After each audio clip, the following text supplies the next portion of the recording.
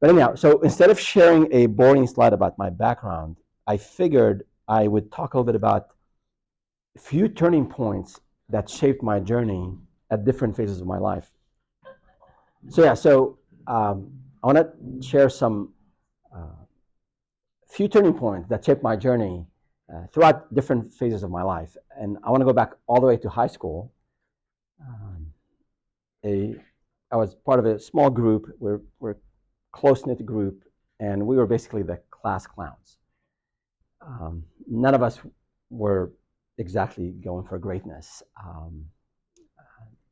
Went to college, to Tulsa, Oklahoma, and that first year of college was sort of that same mood of just having fun, not worrying too much about school. And then I decided I think my sophomore summer, I went to visit home and spent several weeks there, and I met those friends again. Now this time it wasn't funny. Each one of them is now serious about life. They have goals. They are reading. They're hustling. They're going to school and working and saving. And we were very close. We were like did everything together. And so I was the only person of this group that had no vision, had no direction, and that really bothered me. That it was very unsettling. It was very discomforting, and that pushed me to level up and decided that I want to do something big. I want to do big things. So went back to Tulsa, and fast forward a year later, the next summer, I decided, talking about big things, I decided to do a really big thing, and most people thought it was a wild thing. I said, I want to get married. So I got married when I was in my junior year, and we had our kid before I graduated. But I took things seriously. And at time when before I got married, I was washing dishes, making a few bucks on the side, and I thought I was doing okay. And after I got married, I was still washing dishes, but it meant something completely different now because I wasn't doing it for me. I have something to build. I had a family to take care of. And while my classmates in college were thinking and figuring out their summer plans, I was trying to figure out how to pay bills and how to build a future. So this concept of commitment, and it could be when you're at a younger age, at an older age, it could be marriage, it could be a commitment to work, a commitment to employees, it could be a commitment to a customer, it doesn't matter. But I think that concept of commitment, or at least in my case, commitment to someone else, made a huge difference in my life. And I think in this society today, in our society, media, movies, even work culture, I think commitment is portrayed as something risky, something that limits your options. Whereas I think commitment is a prerequisite for us to do bigger and better things. So that's one concept. So back to school, graduated eventually. I did better the last 2 years of college. And I ended up in electrical engineering. And gullible me, I thought I would graduate and then there'll be a whole lot of job offers. And I'll pick the one I like. None of that happened, and had a family to support. So ended up buying a very tiny restaurant called 7 Days a Week in Tulsa, and I'm back washing dishes. And that was a very humbling experience. So in front of my family, my wife's family, I'm this electrical engineer that I'm now back washing dishes, having a restaurant and not working in my field. But it was important. So I learned a lot of skills. It was hard to please customers, so customer service, account management, enterprise, resilience, multitasking, working under pressure, lunch hour, what do I do, right? So that is really important. I think when we think of progress, a lot of times life throws a lot of things at us. And I have those slides for a reason. Progress sometimes, if I finish school, no job, working in a restaurant, progress looks like failure, or progress looks like you're taking steps back, but a lot of times it could be things that will help you a lot in the future without you knowing. So eventually, I did find that dream job. A friend of mine went to work for Home Shopping Network in Florida, and I mailed him my resume. This is how far back, before email. And I got interviewed, I got a job, I got the right title, I got good money, okay money, but it was good. So we moved to Florida, and life was great. So I got into to do hardware design engineering, and the work was okay. And I was new to corporate, and there wasn't a whole lot of YouTube, a lot of resources. So I thought I'd come in 9 to 5, I do my job, I'll get promoted, but none of that happened. I wasn't really excelling at what I was doing. And one day, I remember in 2 years into it, we had a massive, massive layoff. More than 60% of the company was let go. And I escaped that layoff by like this. I was very close. Everybody on my team got laid off, and I didn't. So that shook me. That complacency I had, especially with a young family. We had 3 children at the time. I said, no way. If I get laid off, what do I do? So I consulted with my wife, and the next morning, after the layoff, I mustered all the courage I had to go and walk into the CEO's office and say, hey, Russ, I'm doing okay in engineering, but it's just not me. Now, this is one day after a massive layoff, so I'm thinking he might fire me, whatever, but I said, I can't be doing this because I'll be on the next round of layoffs. So is there something that's more people-oriented, sort of account management type work? And he looked at me and said, yeah, sure. We have this 2-3 clients, not very happy. They need someone to take care of them. I said, sign me up for that. And he took a bet on me, and it turned out to be well for everybody involved. Took care of the clients. I enjoyed what I was doing. I started to excel at it. Promotions followed, including a move to Silicon Valley in 1998 for the company to lead their office here. Became a director at the time. So this unplanned pivot from engineering to something completely different made a huge difference in my career. This risk, taking risk, walking, I say it now lightly, but it was really hard. After a layoff with a young family to support, what if he fires me, So sometimes the worst day of your career, the worst day of your job could open the door to the best day. So that's one theme there. And then fast forward to moving here to Silicon Valley in 1998, I later joined a startup, a tech startup, and we raised $96 million, and we worked really hard. It was one of those startups you read about in the books. Like, we were working 14 hours a day, 6 days a week. I slept at that startup a couple of times. We had VCs coming in the morning. We had to make sure the demo is working, behind the scene. People are doing things for the investors to invest. And I was promoted to a VP, and life was great. Then boom, 2003, a new CEO, and then a layoff. Now this time I did get laid off, and it was really hard. The job, this was after the bubble burst, for those of us who remember, and I didn't get a job. I didn't get even an interview, a single interview, for like 6 or 7 weeks. So I decided to do something different. So I walked into gathering with friends, and one of my friends was in a very similar situation. So we decided to start a business. So that's how I got into entrepreneurship. It is this sort of, I always say, I was forced into entrepreneurship. And from that point, we knew that we have to make it work, because both of us had families, and the job market was very dry. We figured we're not going to get a job. It's just very dry. So we put every ounce of energy and time and effort into it, including my savings, including my 401k plan, with the blessings of my wife. As you can tell, very supportive wife. We've been married for 37 years. This is the most fortunate thing that ever happened to me. So we put everything into this business. We struggled a lot for the first 2 years. Really, it was hard. Some of you mentioned pipeline, sales, marketing. The first day we decided to go out and sell, we had 5 rejections. And we thought, we were devastated.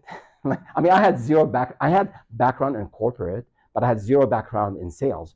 So we kept delaying that day to go out and sell and knock on doors, but we said, you know what, we got to do it. So we went that first day. We went to 5 restaurants in Santa Clara and knocked on, ended up having 5 meals. just there's a reason for us to talk to the business owner, right? I couldn't just muster enough courage to just talk to them and say, hey, do you want to have a website? So 5 rejections, and we were devastated for a few days. And he said, you know what, let's document these rejections. So for those of you struggling with sales, every time you pitch, you're building that muscle. It reps. Sales and marketing It's all about reps. So you got to do the reps. You got to try different things. You got to learn from those reps, right? So we documented a response for every one of those rejections. We memorized them, and then we went again. And funny enough, the very first project was to a Greek restaurant in Santa Clara, still thriving, called Athena Grill, and the owner Vasiliki, she was awesome. She agreed to buy from us, and that was a turning point. Like, I can sell, right? So that's, fast forward, that was 2003, 4, so to 2019, 16 years later, many long nights and weekends later, a few small businesses here and abroad later, we grew that very first business to 8 figures, selling to Fortune 500, Fortune 50 actually, and then we sold that business to the global media giant Dentsu back in 2019. And I stayed with the acquirer for a couple of years, made sure the integration went well, and then I actually dedicated a couple of years to work with some nonprofits. I was fortunate to be able to do it pro bono. And then 2 years ago, my co-founder and I, Eric, decided to build this company called Startup with Feras to help entrepreneurs and business owners grow and scale and exit and do it all with, faster and with less bruises than I had. So that's my background. All right. There will be bruises, and I think you all know that. So what were you selling to? So websites. So this is 2003. This is sort of the dawn of the internet, right? And website was a thing, like small. This guy, I remember, like, why would I need a website? Like, what is a website, right? So it was a hard sell. It was a really hard sell, especially for like very small businesses, right? And we come. I'll talk about the corporate background, like a different kind of sale, right? So that's a bit about me. In terms of what I call them, the pillars to sorry. Yeah, in terms of pivoting and growth and scaling. So we'll talk about recognizing when to pivot, leveraging the strength that you have, and also, even after you grow, even after you're established, how do you keep adapting for continued growth? So can anyone tell where I used AI on this slide? Cannot, but I really enjoy the graphics. All those graphics are AI based. So the ideas are from here, but so you have to use AI responsibly.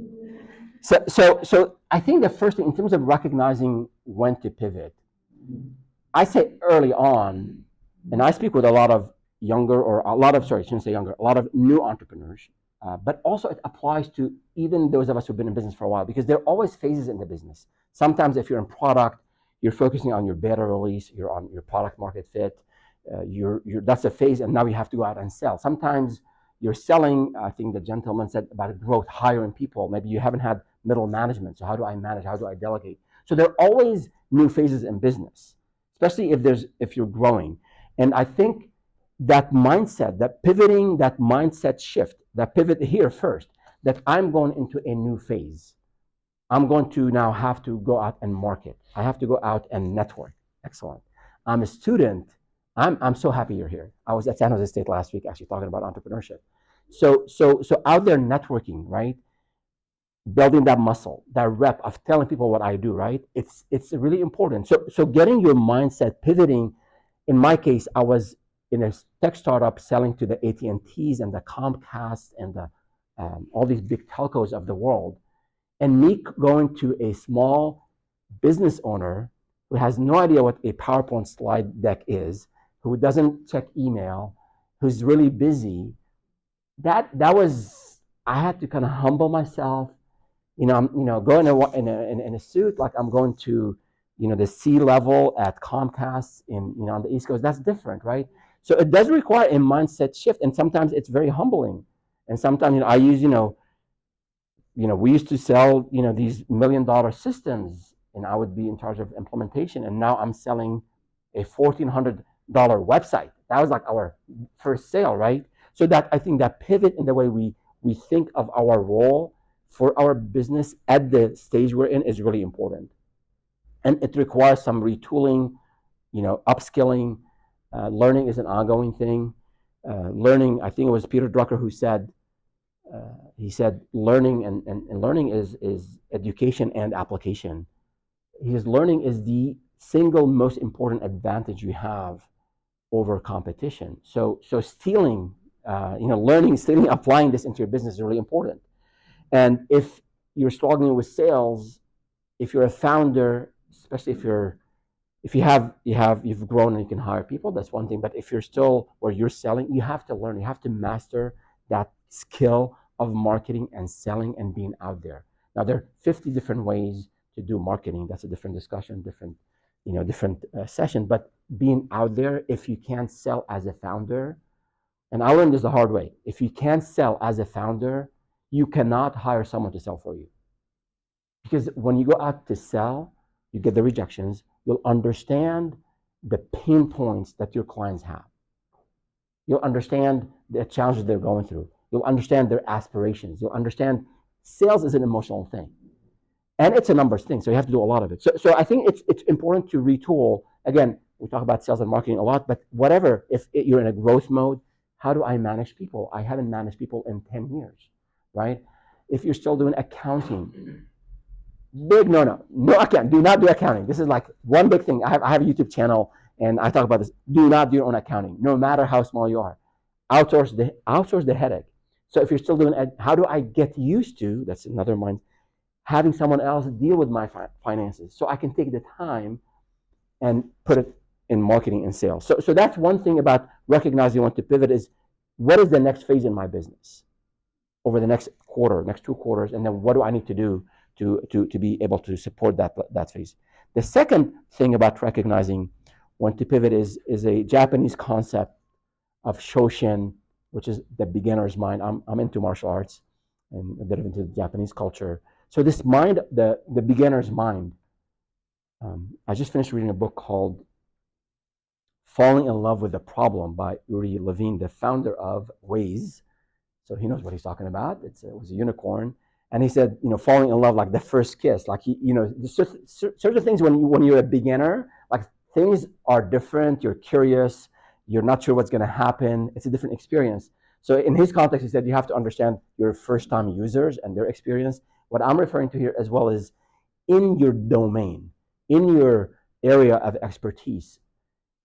You don't want to be stuck with building, in my case, building small websites, right? So how do I see what competitors are doing, which I'll talk about in a little bit? How do I look into new technologies that are evolving?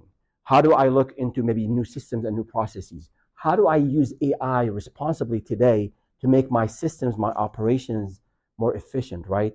So that sense of curiosity and wanting to dabble with different things. Of course, you have to sell, you have to market, you have to deliver, but you have to find time, maybe Friday afternoon, maybe Sunday, late in the evening.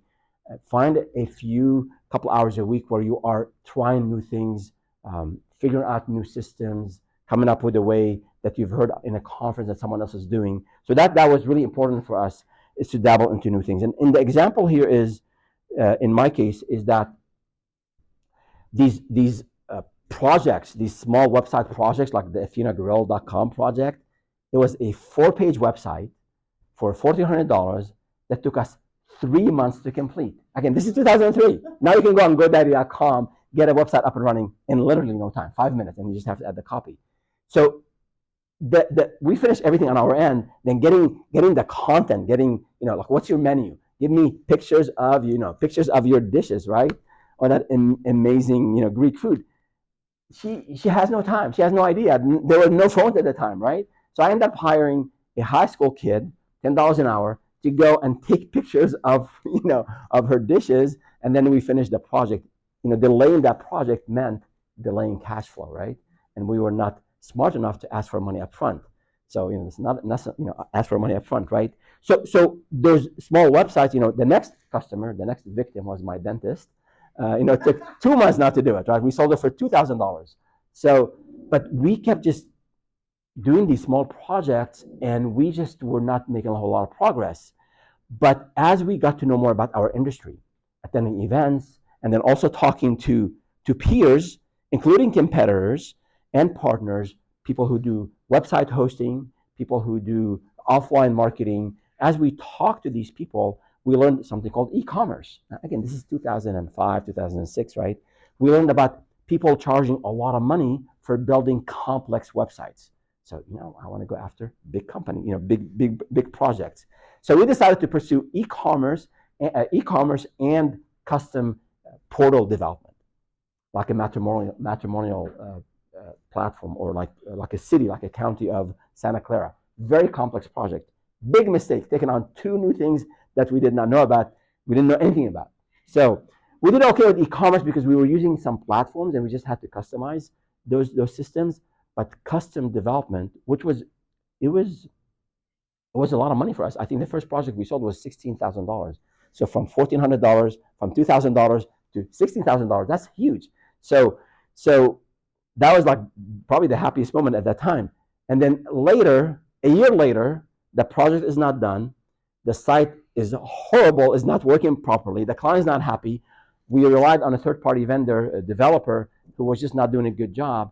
So we just decided, in terms of pivoting, okay, we pivoted from small business, from small websites to portals and e-commerce. E-commerce was okay, so we kept that. And then we pivoted out of custom development because we lost, I think we put like 1,000, like I don't remember, I had that number one time, like 2,000 hours into this project. Should have done like 300 hours.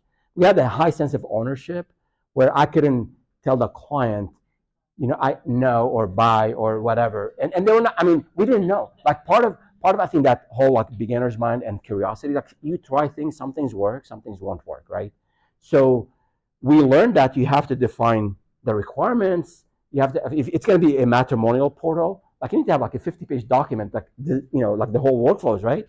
None of that. So it was a disaster. But we actually went, I think another lesson here is we bent over backward to show the client that we tried our best, but we can get to a place where they're happy with us. So we parted ways, but actually I still talk to that guy. So it wasn't like we went out of our way to make sure they're happy. But the point here is talking to competitors, talking to partners, open up the doors for us to learn about something called e-commerce, which ended up being really well for us. And then we learned from that other experience. So we hesitate, excuse me.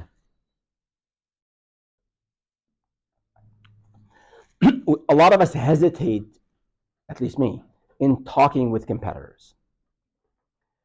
And I think Stephen Covey said, there's this mind of abundance, right? Like we sometimes scarcity, like they're gonna take my business. Trust me, we had some amazing deals. Like once we start to do this work, this custom development and these portals and e-commerce, a lot of the smaller agencies or smaller web developers who didn't want to deal with this, they start to send us leads, right? And we would send them leads for very small customers. So it worked out really well. So being out there networking and being out there talking to competitors, it'll just a lot of great things can happen. So I think to summarize here is always think of the next phase of the business and what skills you need, and see that mindset pivot. And then the curiosity and dabbling and trying different things is really important. And then talking, networking, and learning from others. I think Picasso said good artists borrow and a great artist steal. So here you go. You've got the permission to do whatever he said. So let me pause. Actually, so questions, comments, your experience. Yes. Is it okay to pause and? Yeah. About the competitors, our competitors. Yeah. What were some things that you approached them about? How did you approach them? And what would be advice for us to do that?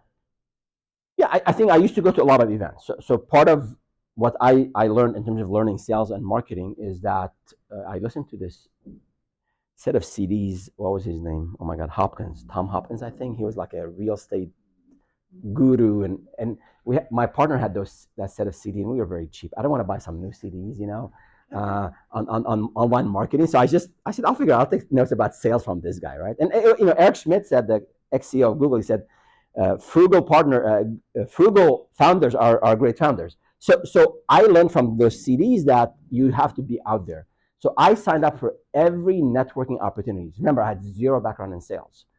So I signed up for every networking opportunities, whether it was a BNI or a Chamber of Commerce or SBA, or like there was a Hispanic Chamber of Commerce in San Jose, or still that has some networking events, and I'm not of a Hispanic background. And I said, why would I go there? My friend said, no, they're very welcoming. I got 2 clients from that networking event. It was at 7 o'clock. It was one of those breakfast thing, like breakfast network. I don't eat breakfast that early. I get up early, but like I don't eat that early. But I went there, and trust in like 2-3 months we got leads. So when I went to these events, my co-founder and I, we met other people who are doing graphic design or doing website design, right? And initially, like, okay, like, oh yeah, you don't share details. Right. What I started to learn is like everyone has to be focused on something. So we said initially we're focused on small businesses, right? If they're focused on something else, like let's say they were focusing on e-commerce when we were not focused on e-commerce, I would send them a lead. So I think that mindset of sharing, there's enough for everyone is really important. And there is, I mean, you do end up competing. You do sometimes lose, to competitors, but there's enough business. And I think if you have that mindset and follow it with action, meaning you share leads, most people, except maybe narcissists, they will reciprocate, right? And you can also find people in adjacent industries. Like we surrounded ourselves with a print design company, a web hosting company, a traditional marketing company. We didn't do any of these things, so we would pass them leads, and they would do vice versa. So that, I think if you focus on the maybe mid-tier clients, maybe you can talk to someone who is working with the smaller clients or vice versa. Other comments or questions? So, yeah. So have you had any success when you talk with competitors? Sometimes I get into a situation where somebody's focused on like the Fortune 50, let's say, and I know I'm as the size of my company, I'm probably not going to get straight in the door of a company like that easily. But they may have so much growth going on that some of these smaller clients are literally going nowhere because they don't have any time to service them, any interest in serving them. And have you ever had any luck either direction where other people are doing only the big stuff or only the little stuff or some weird middle tier, and they say, you seem like-minded and we can trust you, and if we turn these over to you, something good's going to happen to that client. Maybe we're not going to ask for any compensation other than the fact that we take care of them. And when we run into stuff that's obviously too big for you, maybe you'll think about, oh, I can't do Google. You know what I mean? I can do a little department of Google, but I cannot do Google. Have you had any experiences like that? Absolutely. I mean, both ways, where we were referring clients to others and others were referring people to us. And I remember when we had one of those pivots, we went later from web design to online marketing. This is where pay-per-click, Yahoo was a big thing, then Google.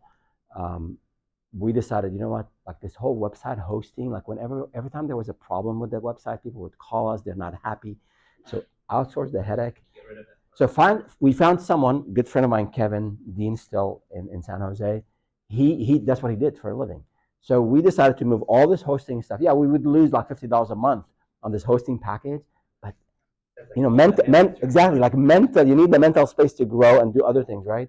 And we focus on. So we did that a lot when we shifted, and it's hard. And I think one of those points in terms of saying no to revenue. So that we did it ourselves. And I think when we started to work, this is maybe not a good example, but or maybe a good example. So we decided when we founded the company, we're not going to work with certain industries like porn and other things. So one time we got a lead, from that industry, and it was 6 digits. So it's pretty sizable. Again, I'm not saying I'm virtuous and all this stuff, but that was the company policy. So I had to find a competitor who would take that. That was the funniest exchange we've ever had. So I, and these were competitors, like direct competitors. This is when we later became Google certified partners, and it was an ecosystem of maybe 200 globally, and we were pretty known in that. And I emailed my friend, direct competitor, but I met him through conferences. I said, "Hey Charles, we have this lead. It's in the adult industry. You interested?" He said, "No, thank you." I said, "Okay." So I went to another competitor, and the funniest email from that guy, and he said, "Yeah, we don't really go after this kind of business, but if you have a lead, maybe we can see if we can." I mean, he don't want to say yes. I get no judging. I don't know. To each their own. I don't care.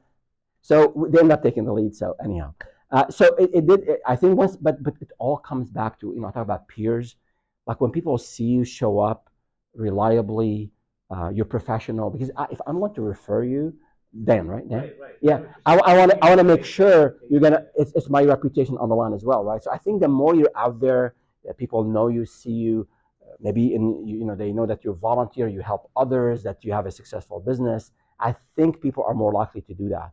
And having these open discussions, and I think again it's a numbers game. So if you have 10 of these conversations, at one point some of it will lead into business. Yeah. So go ahead. I just want to, one of my biggest takeaways when I worked in investment management, and that's its own world, I know, in a lot of ways, there's a lot of money, a lot of things, but one of the biggest takeaways I took on that, we're talking about how you're fighting for the business, and if you hand it to that competitor, maybe they'll hand you some. But if you focus back also on the client, in investment management, we knew there was so much money to go around, and there was nothing that built more credibility with your client than to say, I'm not the best person for this, but I know who is. Yes. And then when you say, I'm the best person for this, they're like, okay, I know this person's not just trying to sell me anything, they're only bringing me what they know they're really good at and that will be in service to me, including if it's a competitor. Absolutely, absolutely. And I think I didn't have it on the slides today, but the whole idea of niching down, there's a book I read last year, it's called Niching Up. Small book, really good.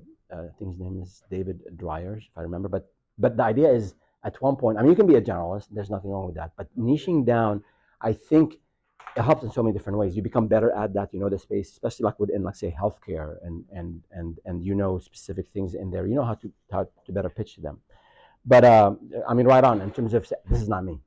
And I mean, first you get a brownie point with the person you're sending the lead to. The client, people move around. So this person with whom you've built some trust, like, wow, they just passed me on to someone else. Like, they'll remember you next time they go somewhere, or they'll remember you when they're talking to someone else. And their defenses drop. Yeah. Sales, the title of sales brings defenses. When somebody realizes you're not just trying to sell them anything, then they're actually open to listening. Cool. All right. So the next pillar of in terms of pivoting is leveraging unique strength. And each one of us, we have strengths, we have areas for improvement. I guess we're not supposed to say weaknesses or whatever. We have quirks, right? We have them. So it's really important to know what you're good at. Really, really important. So many years ago, I took what's Strength Finder, or the Clifton thing now. Myers-Briggs? Not the other one. I did that one, but I think they changed their name, but it was called Strength Finder, right? So they have like 34 different themes, adaptability, all that. They're all good. They just, so I think like the ones I scored on high were execution, or like achiever, learner, and achiever. Learner is a great thing, but you can drive people nuts if you keep like learning. Sometimes you have to stop learning and implement.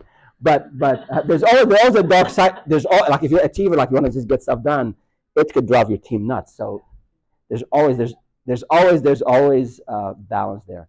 So I think what's important here is recognizing what you're really good at. That, as a founder, as a CEO, the way your values and the way you model behaviors and you demonstrate how you live those values is the DNA of the company. Okay, is what you do, is what you believe in. So for me, this concept of learning, which is also ties to that Shoshin concept of this beginner's mind, the curiosity, served us really well. Because when we hired people, we were looking for people who are also learners and they want to learn. And I remember when we got into online marketing, left the whole website design business behind us, we got the Google certifications. We got listed on their partners page. That got us bigger clients. So getting certifications in your respective area, becoming part of your association. There are associations for everything. Yesterday, we just published a video on productivity. Someone was asking about productivity operations. Someone said about productivity. Yeah. But yeah, anyhow, so I have a video on one thing that founders should not be doing. So anyhow, check it out if you want. But I'll show you the link later. But knowing what you're good at, and you create that DNA for the company, and then people you hire will have the same values, and that helps us a lot. So when it came down to learning this new thing called online marketing, and later we actually niched down further into analytics, measuring campaigns. Like, I'm spending $1 million on this campaign. Is it working for me or not? So we had to, and there was no YouTube, on this stuff. This is 15 years ago, 15 plus years ago. So there were 2 or 3 books there were 3 books actually. we got these books and we studied every page. And we have, I wish I have a picture of those. Like we have so many post-it note on these books. And then we would take a concept and we would try it, and then I would add it to our list of services. Like how to track if someone downloaded PDF on your website, right? We had no idea how to do it. We learned it from that book. So our analytics framework that we had on our website was like improving every other week by what we're learning. So, and the team we hired had those same values, and that enabled us to later become one of the top Google certified partners because in analytics, because we really like we just learned this stuff inside out, and we built systems around it, so that learning is not just sort of a hobby. I remember, especially when we had a number of senior consultants doing client facing work, and everyone was doing things on their own, and the clients were happy, but you had Patrick and you have Joel and we had Sunil, and everybody was keeping the client happy, but everybody's doing their own thing. So to scale, and this is one thing if you get out of this whole presentation, probably the most boring thing. If you want to grow and scale, this is the key word: systems, processes, checklists, documentation. The most boring thing. Without it, you cannot delegate. You cannot pass on what you've done. And especially as CEOs and founders, there's no one who can do this thing better than us. Trust me, there are people who do things better than you, right? You have the passion, you have the hunger, you want to grow the business, you have the vision, yes. But a lot of other things, other people would do a better job. So the more you document early on, you create checklists, use Asana, Notion, any of these systems, right? And you build checklists, especially if you have you're hiring a lot of people. So how do I do onboarding? And how do I make sure the best managers, they're 80% right on hiring? Hiring is a hard thing, right? But if the more systems you have, the less chances you hire the wrong person. So and how do I onboard employees? How do I, when I go to a marketing events, what do I do, right? Every aspect of the business, marketing, sales, HR, service delivery, the more systems you have, and you build it as you go. You don't have to sit down one weekend and do all of it, right? So, and every time you do something new, document it. Put it as a checklist in Asana or whatever system that you have. I think that's really, really important. So in terms of leveraging, knowing your strength, I think it's important. That's the DNA of the company. And the flip side of this is that you also know your weaknesses, and you hire, either you get a co-founder, a business partner who can complement what you have, or your first hire could be, or maybe your first hires would be people who would complement you. Again, sharing values is important, especially with a business partner. And we can have a whole discussion on business partners, because the divorce rate in business partnership is higher, unfortunately, than the divorce rate in the society. So keep that in mind. I think systems are really important. It will enable. Without it, and one last thing on systems, when we had those consultants, we had to, and we were hiring now less senior people. So those less senior people needed help. So one of the directors we had, Joel, he said, Feras, dude, we need a librarian. I said, what are you talking about? He said, we curate a lot of information from our clients, and we need to organize it, categorize it. I said, you're out of your mind. He said, no, I'm serious. So then they all conspire on me. They work together and they have a job description looking for a librarian. We ended up hiring Elise, an amazing librarian who actually built a knowledge base. We use a third-party system, but it needs to be tweaked for our needs. That made all this knowledge that we had. I think we were about 30 people at that time working with bigger clients. But all that knowledge, like I solved this problem this way. Instead of 5 other people having to solve that same problem, now they have it and it's accessible, it's labeled, it's categorized. You don't need to do this day one, invest in a librarian. And now there's like a whole like L&D. This is like 2014, 2013. Now there's like big companies have learning and development. And they do this, but we did it because we needed to. So I think that enables us to grow and to grow systematically and to avoid common mistakes that people would do. The other thing that's important, I think, in this phase of in terms of strength and in terms of talent, I think there are 2 concepts. One is revenue sacrifice, and then phase fit talent. You have to sacrifice some revenue if you want to grow, if you want to scale. If you are working with these small SMBs and you want to go to Fortunate, something has to give. Now, you don't do it overnight. You say, clients, thank you so much, we're leaving. No, you do it gradually, right? So I think over a span of 6 to 8 months, we let go of when we started to specialize in analytics, and when we became Google certified partners, we said, okay, we got to focus on this. And once you're listed as a partner, like the leads were coming in, and we had these like big names, like SanDisk. When SanDisk was a big, oh my God, like I had no idea how do I sell to SanDisk, right?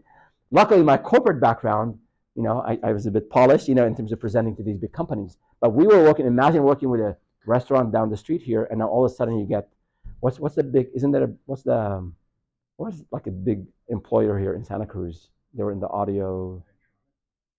Plantronics, yeah. They were a client of ours many years ago. So imagine all of a sudden, you're working with small business and you get Plantronics as a client, right?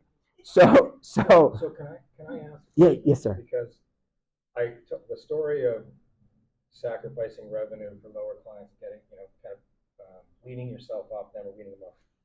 But what about the flip side of getting something that's too big? Do you have insights into, I mean, do you say no? Do you get over your skis and say we're going to make it happen? I'm curious to know your point of view. So if you go to my website, our website, it says mastering the art of starting and growing your business. Okay. So there's the art to it. Yeah. So some of the, I mean, it's a very good question. And some of these answers, just like when you go to a doctor, right, they ask you a question, then they give you an answer, right? There's no simple. So some of these things, you come better at those decisions, I think, over time. But initially, like we took this big project, this whole custom development project, the portal, the matrimonial portal, and almost killed our business. Like we spent, right? Yeah. In hindsight, I probably should have said no. I should have probably taken a smaller project, right? I think it's huge because I've seen it happen and happen. We were very careful to not be seduced into that. Like being able to say no was a really hard thing it's hard to stop and do that, but I think it's critical for growth. Yeah, and also as you get into new category, back to that mindset of being ready, like when we got into Fortune 500, right? I mean, the sales cycle with a mid-sized company, typically you have a VP, maybe the owner, right? Some mid-sized company, 2-3 weeks, B2B business done. When you go to Fortune 500, oh my goodness. I mean, our insurance bill went from, I don't know, we were paying $200, the liability and all that jazz, from like $2,000 to like $10,000, because they ask you for $20 million. Like this is like, we were in data analytics, data privacy, all this stuff. My goodness, and stuff I've never heard of, right? And then indemnification. Like what the heck is indemnification? I can't even say this word, right? Hold them harmless. Like what the heck? So the whole sales cycle. I mean, you talk to the business people, they love you, they want to buy from you. Let's say like someone wants to do project management, they call Dan, they love you, oh, you have the experience. Oh, now go talk to our purchasing department. And the MSA, that master service agreement, oh my goodness. And you have to send it to your lawyer. Do not upload it to ChatGPT and ask it to give you, I mean, do that to learn, but don't just depend on that. So you have to engage your lawyer to look at the MSA and identify the risks, and then talk to your insurance agent and get a higher liability. And then the procurement people are incentivized by lowering that price. Yeah. Oh, those business people, they're not going to buy your service unless you give us a discount. It's such a conundrum. I mean, it's so hard. I mean, this is where I love mid-sized businesses, because the compliance issues, all the hoops you have to go through, all of that is cost to your company. Yes. Until maybe you win the RFP, or maybe you get the deal, or maybe you get on the roster. It's all worth it. I'm just saying, it's not as so, you be careful what you wish for. That might go nowhere. The flip side, though, on the long sales cycle is you can actually promise things that you're saying, if I'm fishing, do I want the whale, or is the whale going to crush my business? But sometimes you can say, if you're really honest with yourself, back to what you said, what are you really good at? What could you scale quickly? You can say yes to things today that will take 9 months to get cleared and launched if you know you can scale that piece. Whereas with the small business, it's like they're going to expect it in a month because they go faster. Yeah. Absolutely. And I'll give you an example. Remember TiVo was a big thing, right? So when we got certified as Google Analytics partners, our name was listed. We're in Santa Clara. TiVo is in Santa Clara. We get TiVo as a client. We get that lead on Thursday. On Friday, I spoke with this lady, amazing. She's the director of analytics, amazing lady. So, I learned sales. So, yeah, you have a mobile app.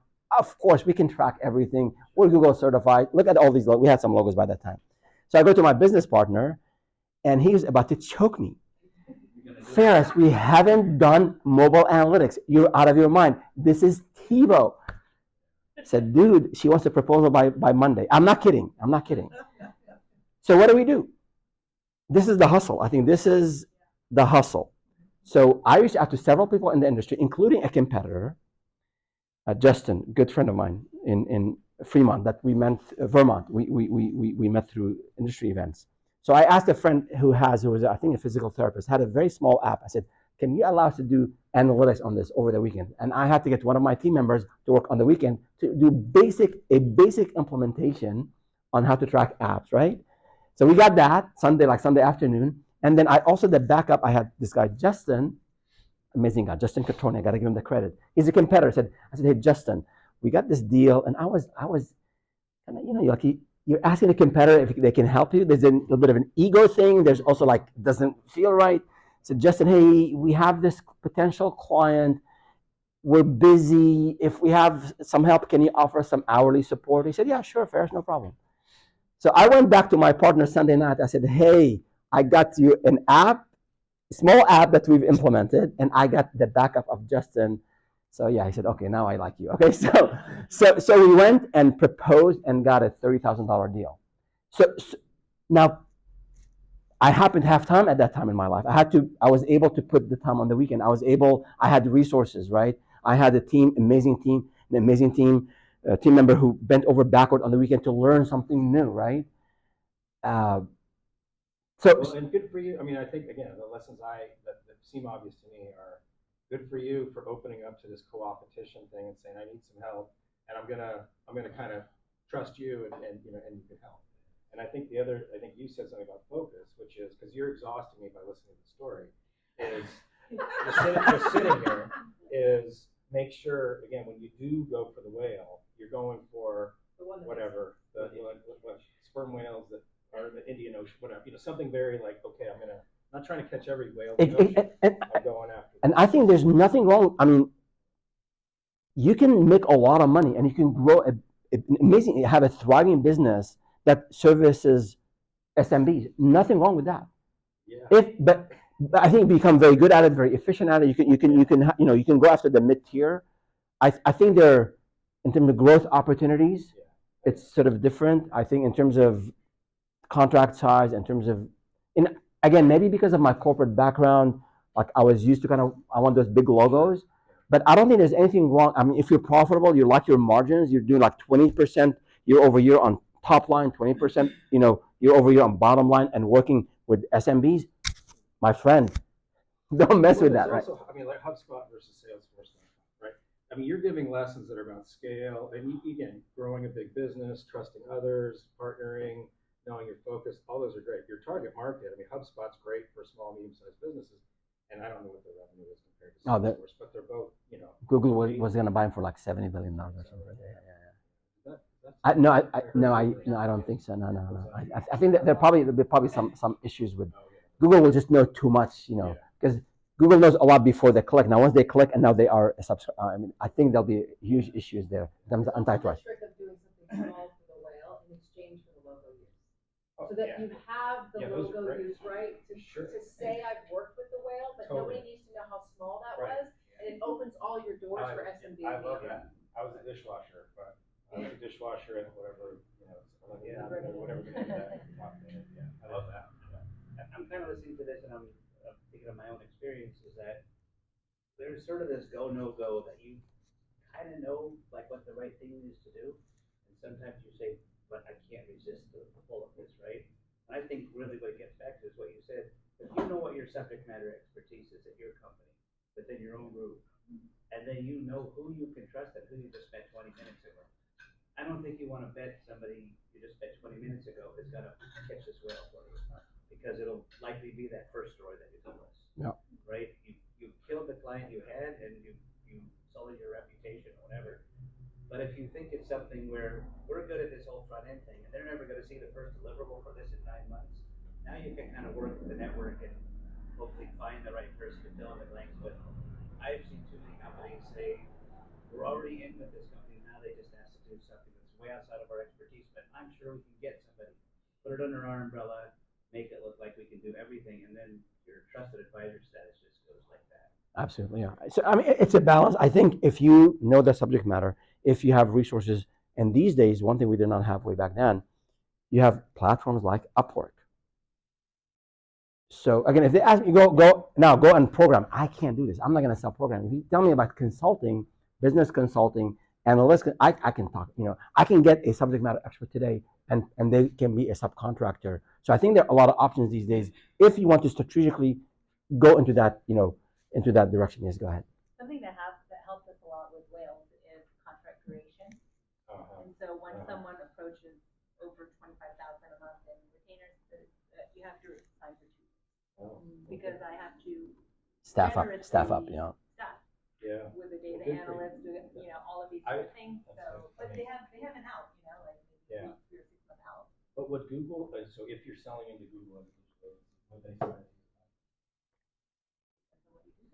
It could be performance benchmark, like if you quit from your performance, then you're fired, Yeah, I mean, we sold to Salesforce later. The support, like end to. So we were a Google partner, and we also sold to Google, and we also sold to Salesforce. And I mean, those contracts, like with Salesforce, it was a huge implementation. And talking about partnerships, funny, as you get more well known in your niche, in your area, actually, Google introduced us to Salesforce, and that sales cycle was maybe like a 6-month cycle, but then it was our number one client, like over a span of 3-4 years, and like 7 figures. So there's that especially like if you catch that client when they need that help, or they're implementing, or they're launching a new thing, and you can be there with them for a couple of years, it could be a lot of money. So one thing I really want to highlight here is this phase fit talent. So whether it's the co-founders or your employees, as you go from one phase to the other, you have to assess what skills or talent you need. And sometimes, and this is a hard thing, those who are with you today, they're not fit for what you're about to do. And that's really hard, because now we're talking about people. And this book that I just finished reading, the Falling in Love with the Problem, he had one of the chapters, it says firing and hiring. And he said, I specifically started with firing because it's hard. It's hard for all of us for obvious reasons. So that's why there's nurturing and pruning. We took care of our people when we exited, when we sold that last business, the 8-figure business. We took 30% and we shared it with our team. Like we take care of our people. But at one point, you have to also make decisions for the business. Early on, a lot of startups, a lot of companies, like you hire junior talent and you invest in them, and some of them excel. And I had some amazing stories with people who excelled, and some just don't, right? Whether it's junior talent or older talent, doesn't really matter.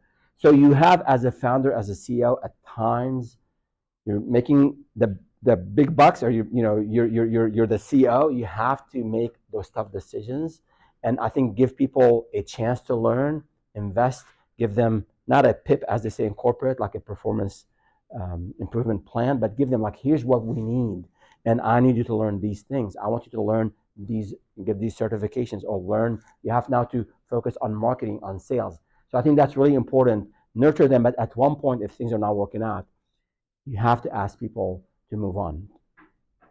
And do you as a company, or did you as a company invest in those certifications, or did you challenge your team to see how serious they were in really growing and have them pay for their own certifications? Or we generally paid for the certification. I mean, they're not very expensive depending on the industry, Yeah. but we generally encourage them to read books and attend conferences and all that, but we typically generally paid for those certifications. So different story. So another thing about luck, a lot of people talk about luck. So I don't believe there's something called luck. I think there's preparedness and opportunity, and when these two happen, that's what we call luck.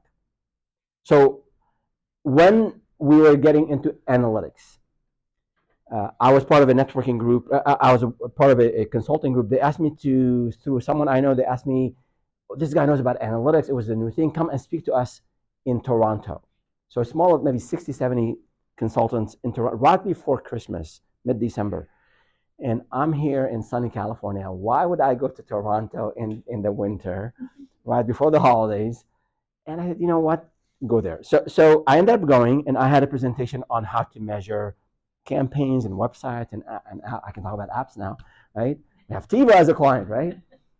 And I finished this talk, and then this tall gentleman, his name is Jeff, he comes out, hey, Feras, that was an amazing presentation. My name is Jeff Gillis, and I am the Google Analytics Partner Manager. So he's the person in charge of the partners of Google. And I impressed him, right? Now, you can call this luck, and this is crazy. So he wasn't supposed to be there.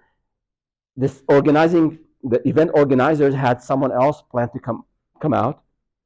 That person canceled, so they got this guy Jeff was going to visit his mom on the East Coast, stop in Toronto and attend the event. So maybe that was the luck part.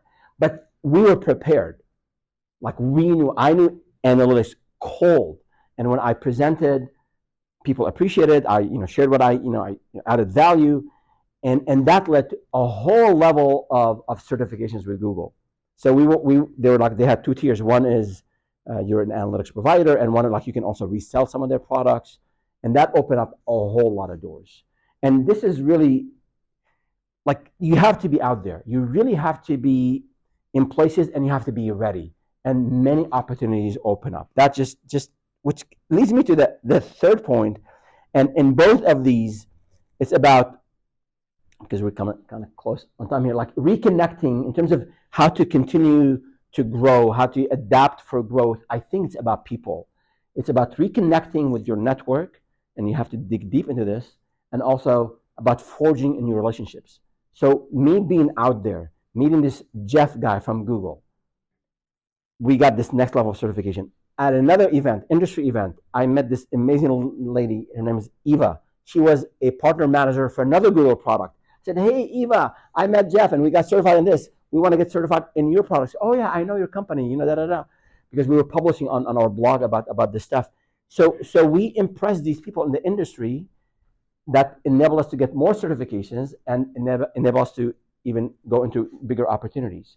So I think in terms of in terms of sort of forging new things and reconnecting with old network, I think the most underutilized resource we have is our network. So when I talk to, especially with new entrepreneurs, I said you have to look at your hard skills, your soft skills, and then your resources, money, of course, but also your network. Before you graduate, 500 connections on LinkedIn. That's your assignment, okay? Trust me, it will serve you.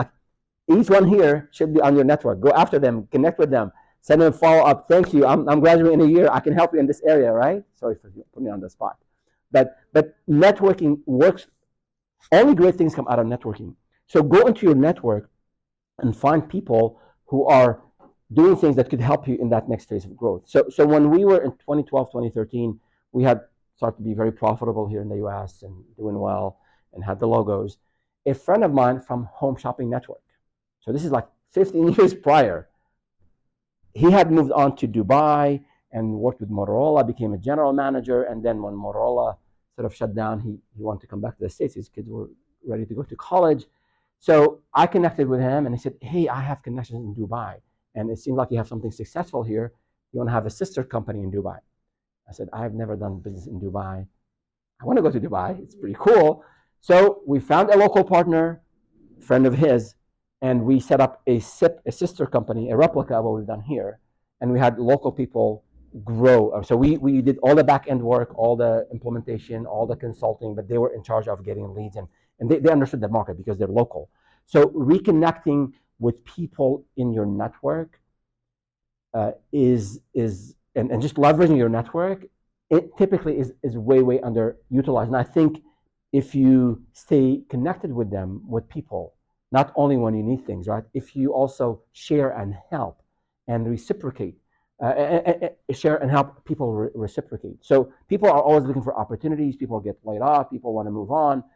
Who knows, right? It's really you reaching out and then connecting with people again who share similar values, people who like you like them, you respect them, they respect you, then you can find opportunities. So really leveraging the connections.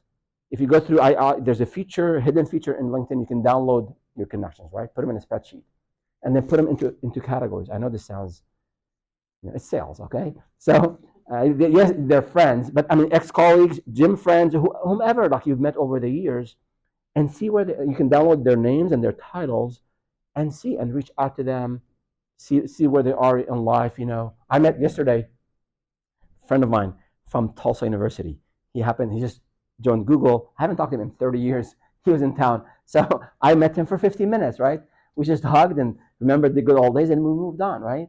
I mean, there's that personal, human connection. I had no business thing out of it. I just want to meet Tom because he's always doing funny things on LinkedIn, and I want to just see him in person. So I think leveraging the network is underutilized, and finding again gems in your network and also creating new ones like you're doing here, I think will serve us really well. And one last thing I would end with here is that as people, I think it was Warren Buffett who said, your reputation is like fine china. It's expensive to get and very easy to break.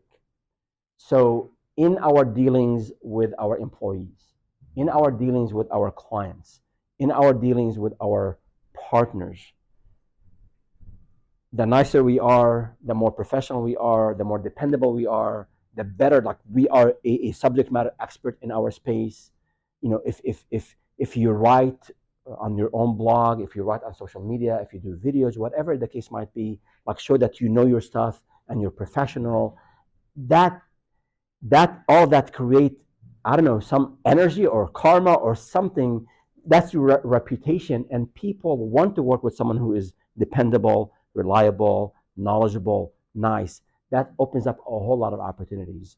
And always reciprocate, always help others and give back. And always, one thing I don't talk about a lot, but when you go out there and help others, the universe finds amazing ways for you to also be helped. So go out and connect with people and forge relationships. And yeah, thank you. I don't know how we're doing on time, but I do have, joking aside about YouTube, so I do have a YouTube channel.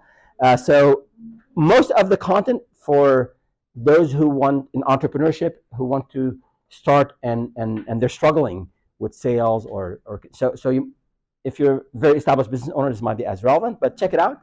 And we appreciate the subscribes and the likes, and if you like the content. And you'll see these crazy thumbnails. I'm still trying to figure out YouTube. It's been 2 years now.